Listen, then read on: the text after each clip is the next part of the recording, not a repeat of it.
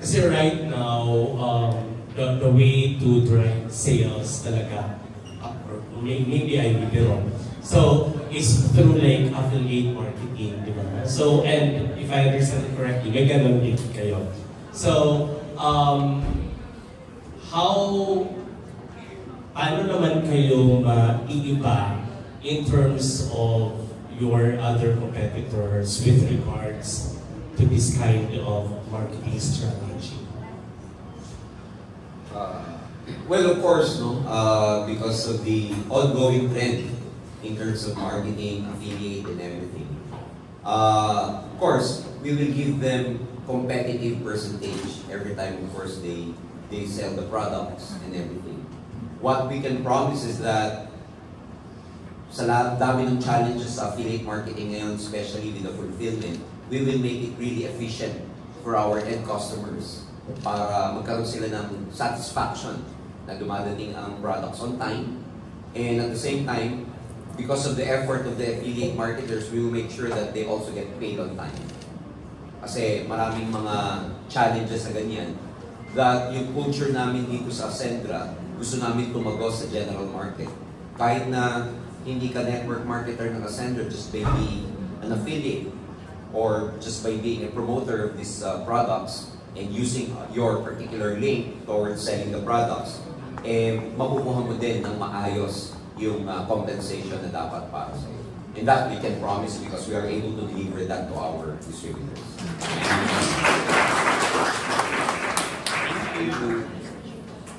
Hello, I'm Erickson from Chicago. My first question is, how does Ascendra improve the day it was started? Paulit ng tanong, sorry. How does Ascendra International improve the day it was started? 4 months ago. Ano lang, una, honestly, dapat nga ngayon, hindi pa talaga to ang starting namin. Kasi dapat parang binubuo pa lang siya, but because sa mga tao nasa likod ko, sila po may kasalanan. Di ba ako sasabihin? Kaya parang napabilis. And truly po, because sa mga founders ko rin po, na even ang dami namin dinaanan ng mga humps, especially before sa encoding, sa portal, nagkaroon kami ng problem, tapos sa mga products, but right now, lalong nagiging smooth na as time goes by. Kaya nga nakakatuwa kasi right now ito na product launch ngayon, and nakikita namin few months from now, lalo na mas magiging pulido lahat-lahat. Kasi ang layo na rin ang inumpisa namin sa nangyayari sa ngayon. Oo nga po, bali 4 months pa lang po kayo. What do you think the secret na in just 4 months, dumami na yung mga members, ano yung parang reasons sa parang pag-unlad, gano'n, kaya pag-asenso. Sa akin siguro, we are not driven just by money alone. We are driven na gusto namin ng ma-redefine yung game ng network marketing industry. Ibig sabihin, we're not here just to compete para sa mga ibang networking company na nag-i-exist, but we are here na mag-dominate talaga. Kaya ang pinaka-edge namin, maliban sa nagkakaroon ng mga ganito na hindi lahat ng networking company may mga ganito, meron pa po kaming AI na yun ang pinaka magpapadali ng lahat kasi doon na talaga ang papunta ng lahat. Kaya we can say and very proud na kami lang ang networking company na already powered by AI. Congratulations po. Joshua Carolina. Regarding lang po sa Omega Life, medyo na-introduce na rin ako. Ano ba yung pinagkaiba niya compare sa ibang fish oil sa market? Thank you for the question. In terms of the Omega Life, nabanggit ka na CFO kanina, we're very proud of this kasi we are the exclusive distributor of this particular product here in the market right now. Now, one of the four basic unique value proposition of Omega Life. Number one, like what CFO said a while ago, it's full spectrum. When you say full spectrum, usually in the market, what you will see is Omega-3, Omega-6, and Omega-9. Those are the most common Omega and fish oil supplements outside the market right now. Now, the good thing about Omega Life, it has 6 combinations of Omega. That's why it's called full spectrum. It has Omega-3, 5, 6, 7, 9, and 11. And if you try to research, the most rarest omega is the omega-7 and omega-11. It's the most expensive and most rarest type of omega. It's very potent, no? Highly potent kasi siya. Pangalawang value proposition is that it has astaxanthin. So it's not only an anti-inflammatory, but it's also a antioxidant. Because as we all know, astaxanthin is a very, very powerful antioxidant. In fact, it's the king of antioxidant.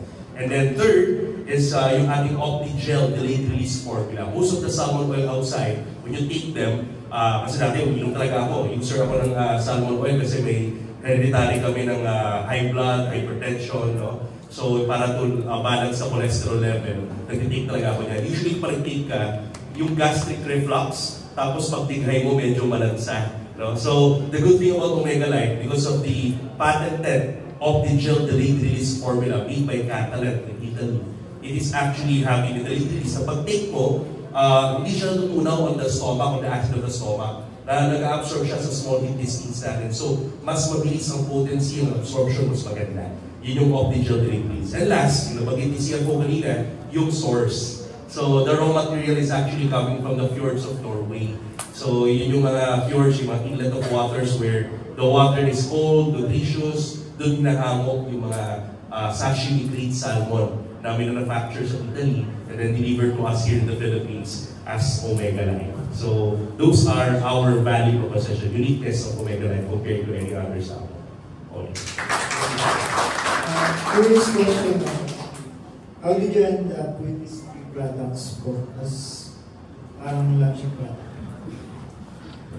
May iba pa po bang option na products? Okay natin sa tatlong products?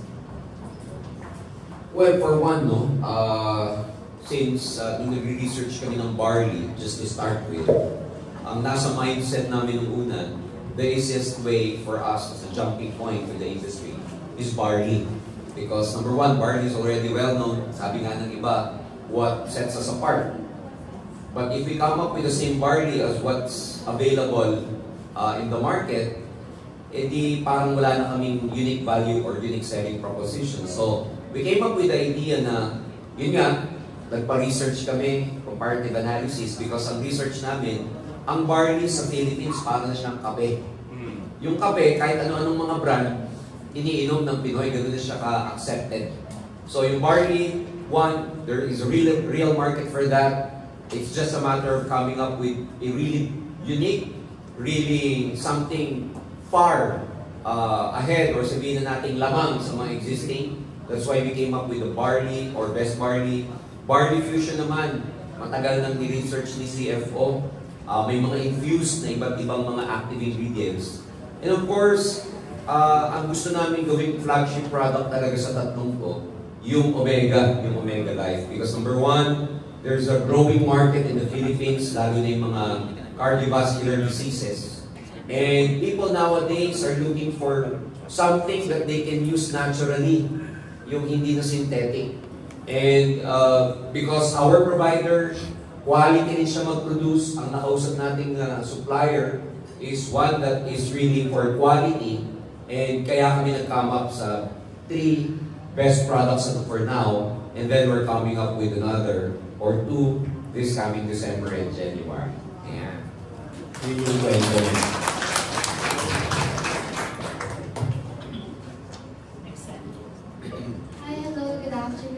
I'm Sandy from Random Republica. So, medyo fun lang po yung question ko. What is your personal favorite among the 3 products po in launch? Favorite, personal favorite. Ikaw. Ako po Omega Life. Kasi ang haba ng tulog ko. Ang haba na siya, ang malalim. Kasi di mo may tulog na pagkagising mo, parang pagod ka pa. Ito parang nagpahinga ng ilang taon. Ganun ka-quality. Yun, pares kami, Omega Life. Kasi salmon oil user talaga ako. Tsaka totoo yun, yung tulog. Kasi nocturnal kami, panggabi kami. So, pero maganda doon, pag-take ka nito, talagang pag-agising mo, parang bago kang bagong baby. Bagong panganak. Ayan, yun. So, Omega Life, Omega Life. Ako ganun din, Omega Life. Pero originality, no? Ano yun kasi yung totoo. Each and every time we take namin yon. Nakakagulat na ang haba-haba ng sleep. Usually kasi putol-putol yung sleep ko. Gigising ako ng madaling araw or basta putol-putol siya. So each and every time I take Omega Life, I'm sure na mahaba yung sleep ko. Ang problema nga lang, late na rin. Sarap eh. Alam na this. Yan, Omega, isa lang. Kasi, number one, not to, syempre, hindi naman dahil sa ayaw natin ito. Ang tanong naman ni Sweetheart is favorite. Eh. Personal favorite. Lahat naman favorite. Kaya lang, parang si Ces, 3 aso niya, pero favorite niya ito. Si Luna. So, kami personal favorite kasi, in terms of function, yung Omega Life, tamang-tama sa age ko. Kasi ako yung pinakabata sa kanilang lahat. Kasi yung health benefits niya, madami. Good for the heart, antioxidant, longevity, nakakabata, nakaka-regenerate ng cells and everything. So, multifunctional siya, and at the same time, yun nga, outright ang benefit niya pag ininom mo, ang bilis naming makatulog kasi kulang lagi kami sa tulog. So yon, tapos ang perfect sa kanya, habang iniinom siya, ang pantulak mo, either best party or party nutrition. Pag tubig, pag tulak mo, yung dalawang yan.